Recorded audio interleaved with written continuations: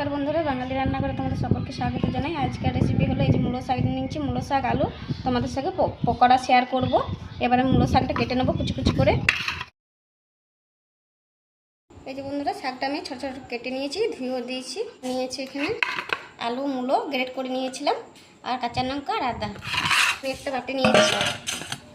এবার আমি শাকটা নিয়ে নিচ্ছি। এর মধ্যে আলু গ্রেট করা, মূলো গ্রেট করা নিচ্ছি, আদা, কাঁচা লঙ্কা কুচিয়ে নিয়েছিলাম, ঝালটা তোমাদের মতন করে বুঝিয়ে নেবে। দিয়ে দিচ্ছি 1 চামচ কর্নফ্লাওয়ার, নিচ্ছি 1 বাটি বেসন, মতো লবণ, চামচ হলুদ গুঁড়ো, দিয়ে দিচ্ছি লাল লঙ্কার গুঁড়ো। এবারে ভালো করে মেখে নিতে হবে, টিপে টিপে শাকটা মেখে নিতে হবে। প্রথমে এখন জল দিলে হবে না, এই শাকের মধ্যে জল বেরিয়ে যায়, মাখানোটা ঠিক হয়ে যায়। এই যে বন্ধুরা, আমার বেসন শাক সব ভালো করে মাখানো হয়ে গেছে, জল লাগেনি, এতে শাকটা জল ছিল, শেষ জলই হয়ে গেছে। এবার আমি গ্যাসের কাছে চলে যাব। এই যে বন্ধুরা, কড়াই চাপিয়ে দিয়েছি, কড়াই আমি তেল দিয়ে দিয়েছি, এবারে পকোড়াগুলো ছেড়ে দেব।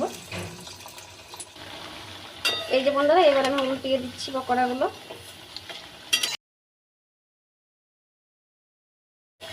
এই যে বন্ধুরা, আমার পকোড়াগুলো ভাজানো হয়ে গেছে, এবার আমি তুলে নিচ্ছি।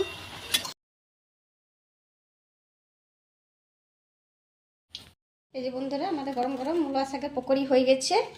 গরম চায়ের সাথে খেতে খুব অসাধারণ লাগে, আর ছোটদের জন্য সস দিয়ে খেতে খুব দারুণ লাগবে খেতে। বন্ধুরা, তোমাদের কেমন লেগেছে ভিডিওটা, মূলো শাকের পকোড়াটা? ভিডিওটা ভালো লেগে থাকলে লাইক শেয়ার সাবস্ক্রাইব করে দিও, কমেন্ট করে জানিও যে মূলো শাকের পকোড়া কেমন হয়েছে বলে।